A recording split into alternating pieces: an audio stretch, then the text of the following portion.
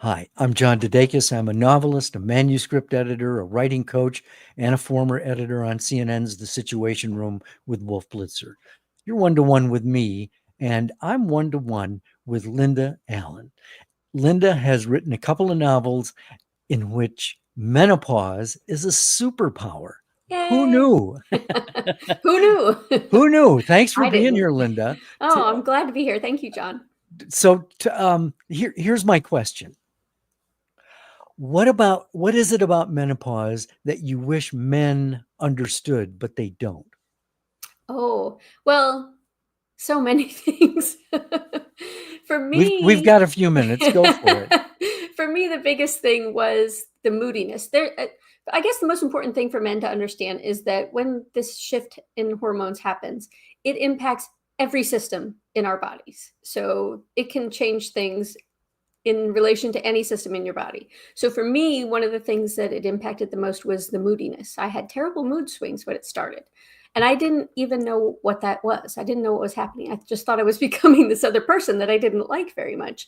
Right. I had spent so many years practicing meditation and mindfulness, and all of a sudden I was just not a peaceful person with no particular cause. There was nothing that was wrong in my life. And so eventually a life-saving or marriage-saving thing that I started doing was I nicknamed my moody personality. I called her Grumpy Gal, or Gigi for short. And so it gave me a way to bring some humor to it, which lightened it up for me, and to sort of take back some of that power that I felt like this other person was taking away. I felt like I was the pod people. Somebody had invaded my body and someone else was living inside. And it helped save my marriage because I could tell my husband I'm having a Gigi kind of day, and he would know what to expect, and he would give me a little extra space. So I think one of the important things is to keep communication open, find ways to deal with it with humor, and to try to understand what's happening with your partner with their life, because a lot of things are changing and they're out of your control. And so you feel very out of control and sometimes really angry at your own body for doing things that, you know, you didn't agree on. Exactly. And would these grumpies last for a long time, or was there No. any kind of regularity to them? Oh, no. No, I that's a wish there no. was. Okay. Yeah. Nope, just would happen whenever.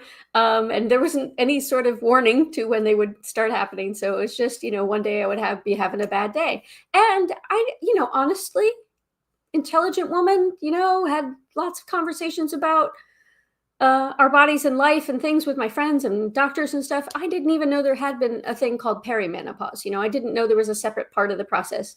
So there's so much that I was not informed about through doctors over the years, through conversations with other women. So at the time I started going through it, nobody was talking about it. And when it started and I was turning into this other person that I didn't like, that's all I wanted was somebody to talk to about it. And I tried to convene a circle of women to talk about it from people who were in different stages of it. And 2 people showed up for the first meeting, and then we never met again because nobody wanted to talk about it. So when I set about to write the book, one of my goals was to help spark conversations between women and their husbands, or women and their male friends, just to spark conversations about menopause. Okay, I'm going to take a risk here. Uh-oh. I'm just a guy. What do I know? How does menopause compare to menstruation? I think it's very similar, the transition to that part of your life. So through puberty, I think it's like women have to go through puberty twice because you're going through this stage in your life where all of your hormones are shifting, and there are things that you can't control. There are moods that you get. There are hot flashes that you get. I still have hot flashes. I'm part of the lucky few that have them for an extended period. They've been happening for more than 10 years now. So every day. So, and try to imagine that happens to you every day of your life, that multiple times a day, all of a sudden your temperature just completely fluctuates out of your control. And it can be very, very frustrating.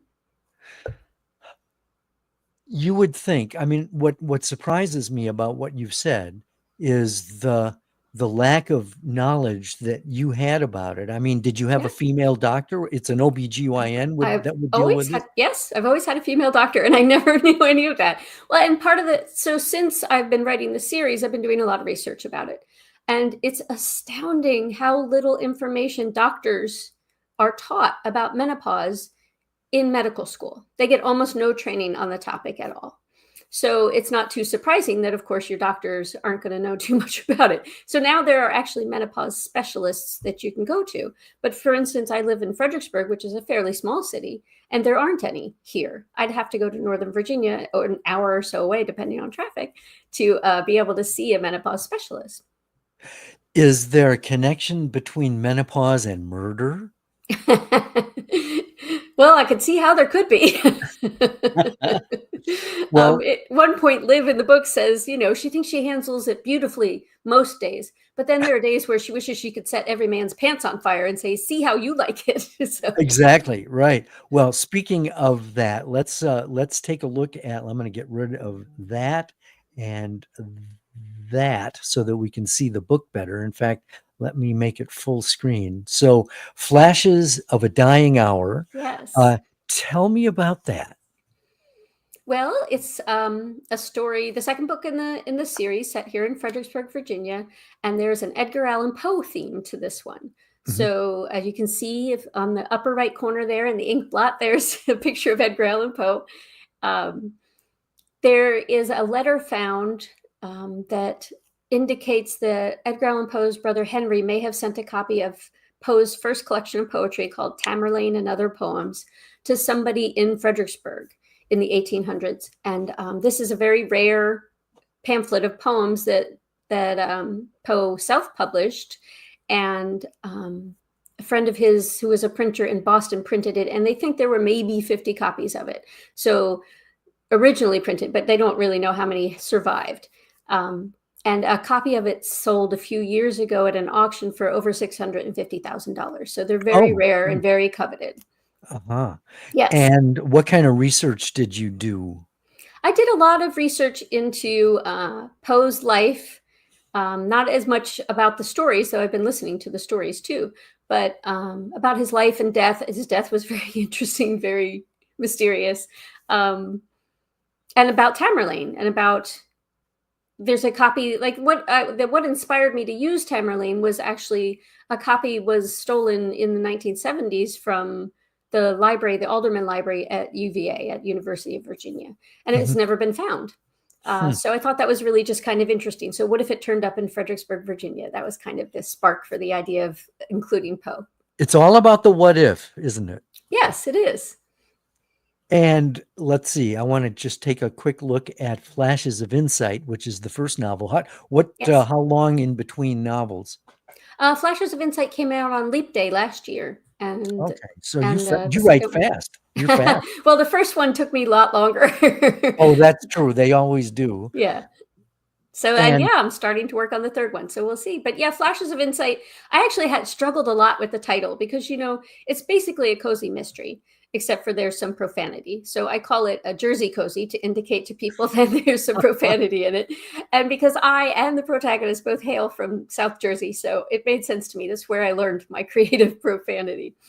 So And the first title came easily, but the second title did not. So are you going to stick with the whole Flashes concept here? I think so. I was struggling at first because I was thinking that they all had to be like a cozy mystery kind of puns. And Flashes of Insight, I thought, well, does it always have to be like flashes of brilliance, like a phrase you're familiar with that goes with flashes? And I would easily run out very quickly of titles that way. So I was finished writing the second book and I still didn't have a title for it. And I finally went back and was reading back through some of the poems from Tamerlane. And the first one, the title poem, Tamerlane, the first line is kind solace in a dying hour. And all of a sudden I was like, oh, it can be something she sees in her visions. It's a flash of, so it indicates what she has seen in her vision that sparks the beginning of the story. And this is the first time that Liv has seen a dead body in her vision. So flashes of a dying hour. So do the books need to be read in order? No, they don't have to be. You won't miss anything too huge. I would love for people to read them in order, but no, you wouldn't feel lost if you started with the second one. Flashes of Insight is number 1, yes. And Flashes of a Dying Hour is number 2. And I'm going to do another thing that I don't do a lot of. I want to share your I have to get rid of this first. I want to share your website, Hmm. the book page, Oh, okay. so that people can get a sense of the other books that you've written. And there's flashes of insight, and you've written poetry, and Yes. I love the swan here. Ah, thank Grace you. reflected, wild divinity, illumine, and rest in the knowing. So you've written a collection of four collections of poetry, Yes. and you've also written nonfiction, the rules of creation here in the middle. Uh-huh. Tell me a little bit about that. The rules of creation, I like to say, is a guide to living from your heart. So that's something that I've been practicing for a long time. I call it living heartfully. I send out a weekly inspirational email that is under that theme. So this was what started out as a one-page document about 8 rules for living from the heart. And for years, that's all it was an one-page document of these 8 rules, one little sentence about each one. And then after 8 years, I felt like I had been practicing each rule. And so all of a sudden it became a book. It's not a long book, but I would, call it a booklet maybe. So, and there's a meditation for each chapter, and there's a mandala for each chapter. So yeah, I think it's really interesting. It was a great idea. And getting back to the menopause books, Yeah, sure. there's a psychic dimension there as well. Absolutely. So, I mean, you write what you know. Do you know that? I mean, is that part of your spiritual experience? It's something that I find very intriguing. I feel like sometimes in my relationship with my husband, because we're so close, I can sometimes read his thoughts. I don't have psychic Well, visions, no, but I that's a thought little that scary. yes, exactly. That's what we both think. I don't want anybody to be able to read my thoughts, so I try not to do it very often.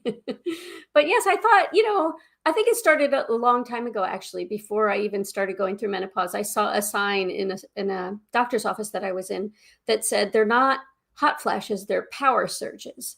And that stuck with me. And so I thought, what if you could turn it into something powerful? So when I started to write a mystery, I was like, you know what? I'm going to have someone who has psychic visions during hot flashes and turn it into a superpower. Well, menopause is such a great hook.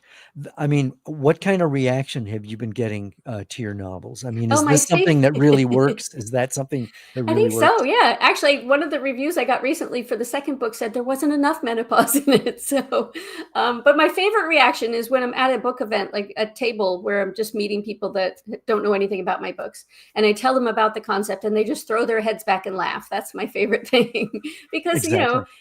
we so rarely think of it as something that's a power that we have. We think of all the negative aspects of it, and I really like the idea of turning it into something positive. Yeah. Talk about your process. Planner, pantser, where do you Pantser, come up? definitely. Definitely a seat of the pantser. Absolutely. I do not plan things out. I really feel like when I'm writing fiction, I'm just listening to the story be told. So I don't try to figure out where it's going to go, because I like to just watch it reveal itself as we go along. So yeah, I really enjoy that. I wrote a novel a long time ago called Sight to See, which actually did have a psychic element to it as well. But I originally wrote it as a screenplay for the Project Greenlight contest, and it made it through the first round of cuts to the top 250 stories. But some of the feedback I got was this would make a better novel than a screenplay. And so I thought, oh, I can do that. Foolishly. So it took me a long time to change that into a novel, and it's no longer available for sale because I want to rewrite it. I love the story, but I want to rework it now that I feel like I'm a better writer. So Okay. yeah. Well, people have the opportunity to contribute to the chat. And although this isn't a particularly a question, Oh. Jean Martel writes, Linda's weekly email is very thought-provoking and inspirational. Please share how people can sign up to get it. And also, she loved both Flash's books. Jean is a Thank you for friend, your yes. question. Well, thank you for your question, Jean. Yes, thank you, Jean.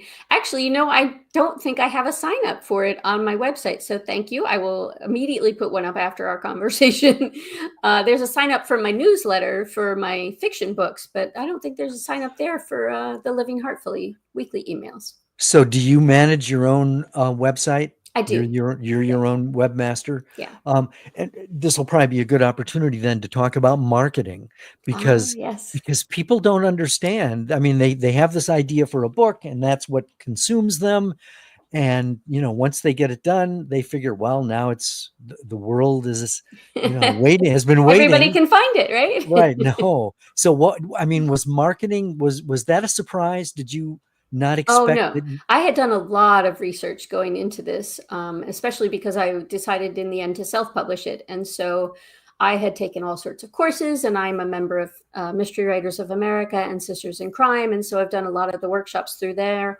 And both of those organizations have been so helpful to be a member of. I've learned so much and made so many friends as writers who are supportive in the process. You have to have somebody to commiserate with, because it's a very lonely job to be an author. So yeah, I knew going into it that marketing was going to be something that I would have to focus a lot of time on, a lot of energy. And I wanted to find ways to not have it take up quite so much time. So I did take a lot of workshops and worked with a couple of different consultants on marketing to try and figure out what the best process was and what were the things that were really essential that I needed to do. Yeah, so the newsletter that I send out once a month is one of the things that's really important from a marketing perspective. And then social media. I have done a little bit of TikTok, but not a lot. But my target market isn't necessarily the people who are on TikTok, right? So that's one of the most important things, is to know where your readers are. That's one of the biggest lessons I've learned in marketing. And I'm still trying to figure that out entirely. But yeah, it's an ongoing process. Is it fun? I think so. I've always had to have a creative outlet of some sort, or I just don't feel right. And so art is also an outlet for me. And so creating graphics and things like that, I think it's fun. I enjoy that process, though it is very time consuming. What kind of advice do you probably run into wannabe authors all the time? What advice do you give them? One of my biggest pieces of advice that helps me the most is it's in terms of getting feedback from other writers or whoever you're asking to read your book and give you feedback. Take what makes the story better, what you think makes the story better, and leave the rest, because everybody's going to have their own perspective on what makes this story work. But you're the one that knows the characters the best, so you take sort through all the feedback and take what makes the story better. What is the biggest mistake that wannabe writers make based on your experience? I think not sharing the book, not having other writers to help critique, because that you need that valuable feedback from people, and they'll see things that you missed, or they'll see things that, like when I first shared Flashes of a Dying Hour with my writers group, one of the things they picked up in the first 3 chapters was that they really loved this idea of people not wanting to be saved from their fate. And this was just a little story that I had shared in one of the early chapters that I thought was just interesting, because it was a story I had actually heard from a friend, but I hadn't thought of it as a theme throughout the whole book. And when I heard that feedback from them, I was like, you know what, that really is kind of interesting. And so that became a thread throughout the whole book. So it really is important to have people you can share your work with who are writers, who can give you feedback and on your story structure and things like that. There's something I'd like to read from your book, Okay. and see what kind of conversation is prompted by this. It's I'm not going to be giving away any plot or anything. Okay. It's a very well written book, and I like the way you use dialogue, Oh, to thank you. keep the story moving. I mean, I edit people's manuscripts, and I'm getting a lot of backstory, and then backstory of the backstory, and just get the frickin' story started and get people talking to each other. So this doesn't have anything to do with the story per se, but it does, I think, have to do with character. And I think you Mm. can extract this, to life in general. Okay. Nothing sexier than confidence. It doesn't matter how old you are or what you look like. Confidence, not arrogance, she clarified, is definitely sexy. You think I lack confidence? I wasn't sure I wanted her to answer the question honestly. I don't think you lack confidence. I think you find reasons not to risk your heart. Hiding behind your age or your menopause symptoms allows you to avoid the idea of connecting with anyone romantically. I could go on, and there's a riff about love and loss and getting back on the horse and all that kind of stuff. Where did this come from? Writing Liv as a widow in her 50s, the idea of starting to date again is something that seems very scary from my perspective. If I had to do that, I'm not a widow, I'm happily married, thank goodness. But yeah, just that idea of having to start over at this age where so much has changed in your life and your body and things like that, that I could see how that would be intimidating, especially because she and her husband Nate were very close. He was the love of her life. And so how do you go about doing that? And when you have had that time between losing him and start even thinking about starting to date, how have you been building up your confidence to even get to that point? She also has a very solitary job. She works from home as an editor and proofreader. So, so she's not having a lot of opportunities for interaction with men. She has a lot of opportunities for interaction with her friends. So, how do you do that and how scary that would be? And so that just really kind of flowed naturally, just thinking about what that would feel like for her. Is she married in the first book? No. She's a widow right from the beginning. She's a widow right from the beginning. And and you mentioned dialogue. The interesting thing about that is that I never, as a child, imagined myself as a writer. It's not something I aspired to. But I remember distinctly that I wrote a story in 5th grade for Mr. Ainsworth's class. And I thought it was just fascinating that I could put words into people's mouths. That was so interesting. And that was what I loved about it. And that's what I still love today. I love to write dialogue. I like to see the interaction between the characters and hear what they say. And yeah, I love that part of it. Does it come easy?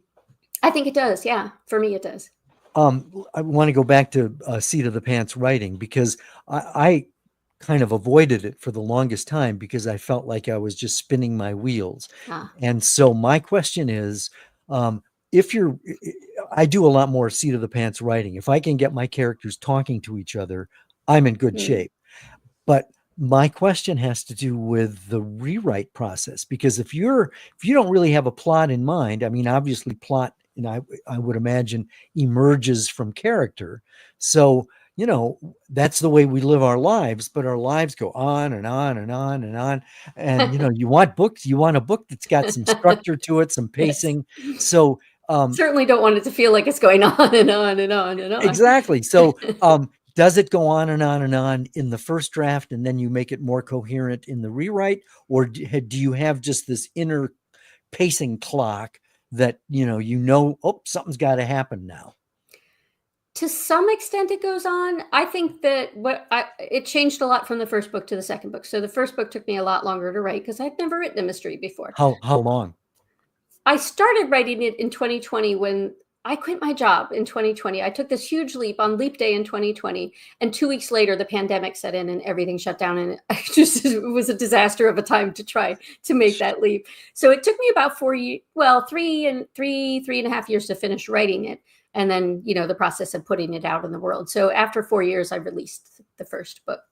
And so where I think it kept going on and on and on was I so enjoyed all the historical research about the town. So I love Fredericksburg. I've lived here for 28 years, but I still learn new things about it on each book. I research different parts of town or a different historical building or whatever, and I learn new things.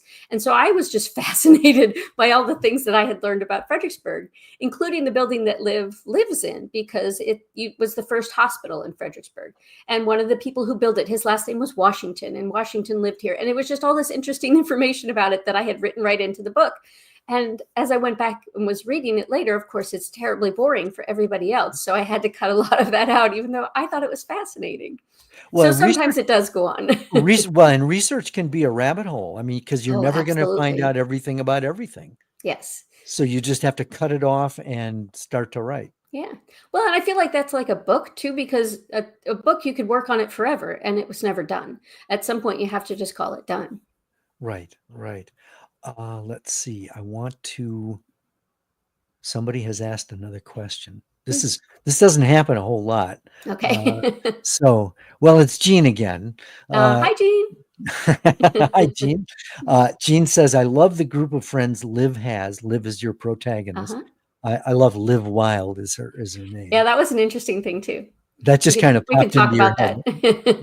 Anyway, she says, Liv has, I love the group of friends Liv has and shares life with. I have a group of friends who are close, so I find this so believable. And actually, friendship is a sort of a subtext, Yes, correct? absolutely. Um, when I started writing the book, I have a group of women friends here in Fredericksburg that I've been friends with for years, and we get together on a regular basis for ladies' nights. And so the characters, Liv's friends, are loosely based on my group of friends. In fact, one of the things I have a hard time with is thinking up character names. So when I started writing the first book, I wrote a note to our group chat and I said, okay, so if you had to pick a name for your character in the book, what would it be? And I'm thinking, it'll take them a while. Who's got a name ready, right? So 5 minutes later, all five of them had names for me, and Oh that's how my. Liv's friends got their names, was through my group of lady friends here in Fredericksburg. So they got to choose that. And I feel like each time I write one of the books, it features different friends in each book, so you'll get to know them all as you go along in the series. But I feel like I'm hanging out with my friends as I'm writing, because like Sophie, well, I don't want to give away who they are, but I spent a lot of time with Sophie in writing this book because she's a big character in this second story. And so I felt like I spent a lot of time with my friend she's representative of while I was writing the book, and that was fun. Do you see yourself tackle? I don't know. I haven't read the first book, but do you tackle male female friendship? Not yet. There's a Is no, it grit? no, Is no. it grit? Is it grist for fiction? Do you think? Oh, I absolutely think so. And I think there's a little bit of that in Flashes of a Dying Hour in the second book, because Liv makes friends, flirts with one of the treasure hunters that comes to town in search of Tamerlane. That's the basis of the mystery of the story, is that treasure hunters descend on Fredericksburg in search of Tamerlane. And there's a notorious treasure hunter called the Falcon who may or may not be in town. So, yeah, Liv makes friends with one of the treasure hunters to try and get information from him, but she's also attracted to him, and that's uncomfortable for her because she hasn't done that yet. And so there's a scene where they go out to dinner, and yeah, so she has to kind of grapple with that. Well, we could explore this for a long time, but I have a theory, and I'd be Okay. interested in your perspective. Um, you know the movie When Harry Met Sally, and of course the premise was, it's impossible for Men and a women man can't be friends. can't be friends, and it turns out they couldn't in that case. But uh, in my experience, it can be because attraction is normal, but and usually attraction happens when you find that you have the same values, you have the same connection, you can talk on a lot of different levels, and usually when that happens, there's an affair. And it doesn't have to be that way, Yeah, because if you think about it, friendship, if you can cultivate a friendship with a member of the opposite sex and make sure that you take sex off the table, you've really got all the other elements that make for a really strong connection. Am I onto absolutely. something? Am I onto something there? That was a part of the movie of When Harry Met Sally that drove me crazy, because I absolutely think men and women can be friends without there having to be a sexual aspect to the relationship. Exactly. Yeah. And I have male friends, and I don't see why we couldn't just be friends. So obviously, it takes a level of maturity and knowing yourself, because maybe you would feel attraction to somebody, but then you realize that it's just you're attracted to them as a person, as you enjoy the friendship. And so it takes a certain level of emotional maturity to not let that become something else. But no, I think it's absolutely possible. And that's different than polyamory and some of this other stuff, right? Yes, absolutely. Because that polyamory actually, that's the whole thing. It's basically an open marriage or an open Yeah, that's relationship. having multiple partners and being okay with that. Yeah. Yeah, and that That's a terrible involves, description of it, but yes. well, but I know, I think that's a good shorthand of it, but it involves incredible emotional nimbleness and great communication skills, and jealousy has got to be a factor in there. And so, I mean, I've got friends who are polyamorous, and I'm thinking, Yeah. God, that's so exhausting. I don't know. But I would think that, again, it takes a lot of emotional maturity and honesty with yourself. I think that's got to be a factor, and honesty with your partners. Well, and I would think, let's go back to writing. I think that in order to be a good writer, you need to know yourself. Are you discovering that as well? Or have you always been self-aware? I don't know about always, but it's been a process. And I don't think Liv is as self-aware as I am personally. So she's still on that journey, which, that's kind of fun. And that's part of why Lucia is part of the story. She's sort of her mystical neighbor who's older than her and serves as sort of a sounding board and a spiritual guide for her so that she can get to know herself a little bit better. So how did you become self-aware, ma'am? For years and years of practice. Like I said, I've been practicing meditation and mindfulness for a long time and have a personal spiritual practice. And writing poetry really for me is a spiritual practice. The interesting thing about poetry is that I never wrote poems before 2003. And I did. I went through a spiritual process with a friend of mine, which she called it a spiritual discernment process. And one day I was not a poet, and the next day I was, because in this process, you meditate on a question. So you start with a question with a fill in the blank. So the question is, what is mine to do to blank? And so you meditate with that question in mind. And my question turned out to be, what is mine to do to be happy? Which of course meant that I had to realize that I wasn't happy at the time. So I had to come to terms with that as Ooh. well. But then you meditate on an answer. And Mhm. the answer to the question turned out to be the word right. That was it. What is mine to, W-R-I yes. W-R-I-T-E. Yes. So what is mine to do to be happy was right.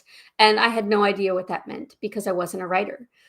So the only thing I felt like I could do at the time was to say, yes, I'm willing to find out what that means. And so that was how we ended the session. And I was like, I thought there'd be this big revelation, I thought I'd get some answers. And then the very next day, the next morning, I started to write poetry. And I had never written a poem before in my life. And it was terrible. It was absolutely terrible at first. And I was really scared to share it with anybody. But it became this process of where writing is one of my greatest joys.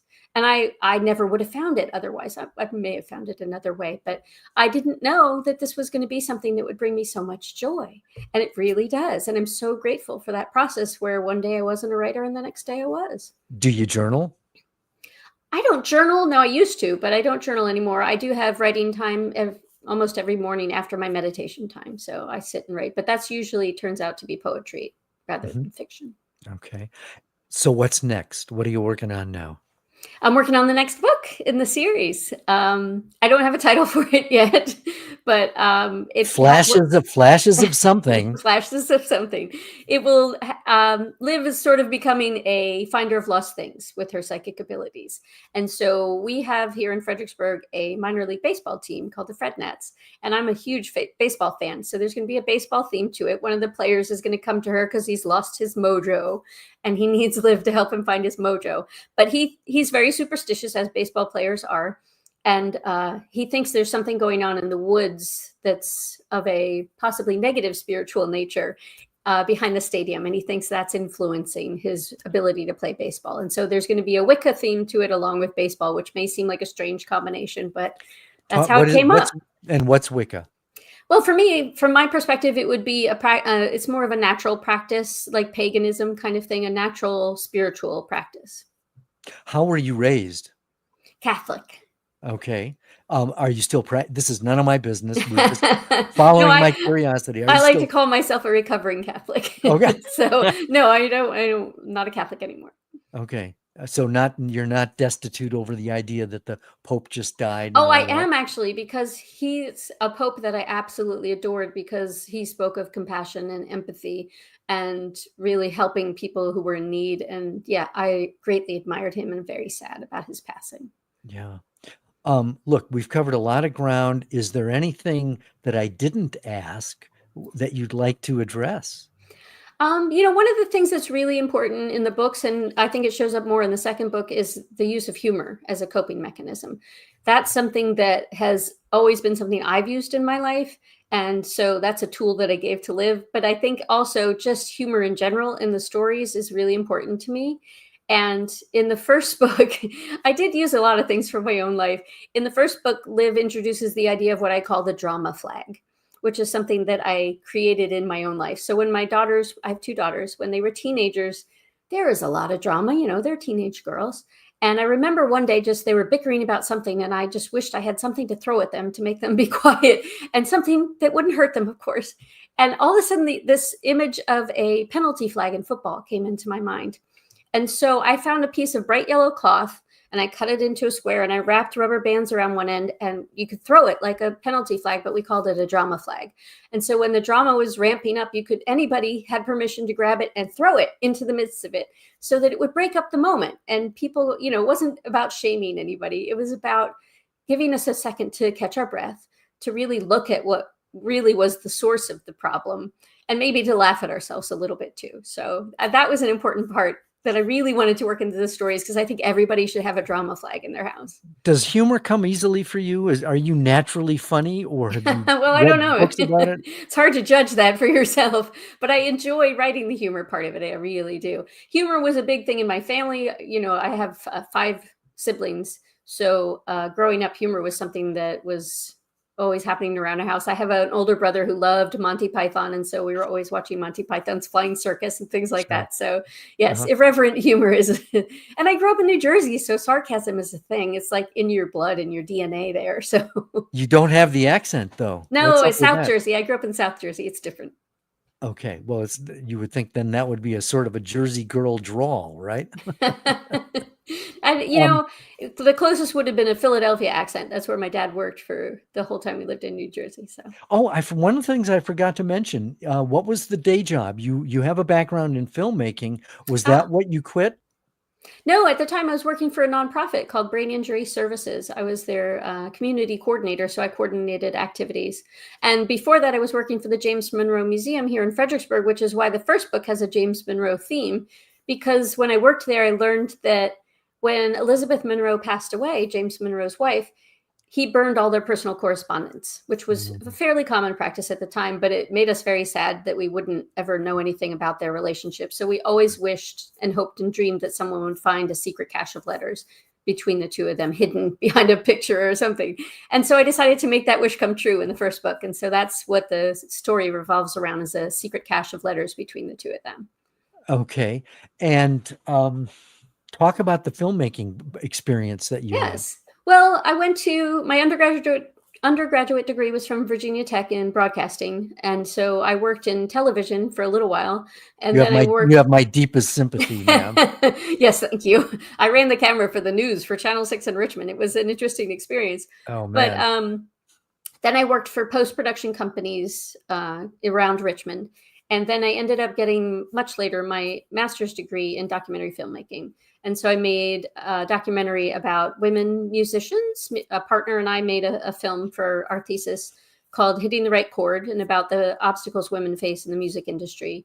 And I also made a half-hour film about the Mattaponi Indian tribe here in Virginia, and they were fighting the development of a reservoir near their reservation. And so that actually got picked up by PBS in Virginia and aired statewide at the time.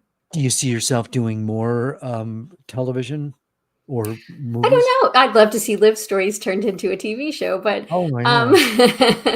keep writing. Keep writing. Yes. For me, what was interesting was coming to the realization that what I really am is a storyteller. I had never seen myself that way, but I had been telling stories all along. Sometimes it was with images and video, and then it became writing with words. But it's always been about telling a good story. And so I think that's just, I'll always be going in that direction, whether it's visually or whether it's with words. Okay. We could go on and on. We've been talking with Lynda Allen, the author of 2 books in the Menopause series. Her protagonist. Superpower. Yeah, it's Menopause as a superpower. Live Wild is the protagonist. And let's see, you can get in touch with Lynda through her website, Lynda with a Y, and Lynda Allen, ALLEN, writes.com. It's not case sensitive, but I've got it there just so that the words are clearer.